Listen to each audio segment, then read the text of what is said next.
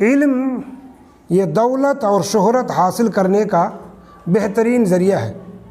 علم دولت اور شہرت حاصل کرنے کا سب سے بہترین ذریعہ ہے، جیسا کہ پچھلے زمانوں میں بھی ہوا اور آج بھی ہے۔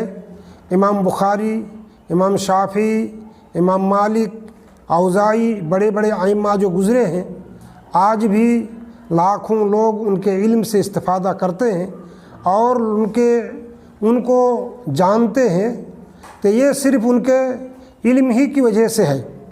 جہاں تک دولت کی بات ہے تو دولت بھی علم ہی سے حاصل ہوتی ہے، اور بغیر علم کی بھی دولت حاصل ہو سکتی ہے، لیکن علم کے ذریعے سے دولت حاصل دائمی طور پر ہوتی ہے اور پرماننٹ ہے۔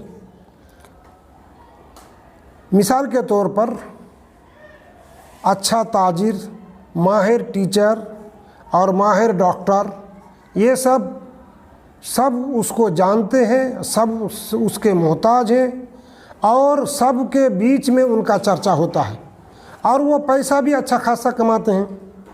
اسی طرح I A S, I P S officer, D M, S P, یہ جو ہوتے ہیں وہ پڑھے لکھے لوگ ہوتے ہیں، اور وہی پورے اسٹیٹ کو، پورے ضلع کو، پورے تھانے کو، پورے دیش کو چلاتے ہیں۔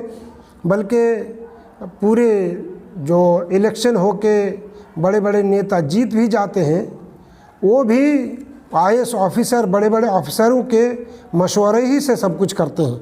تو علم بھی دولت حاصل ہوتی ہے، اس سے علم سے دولت بھی حاصل ہوتی ہے اور شہرت بھی۔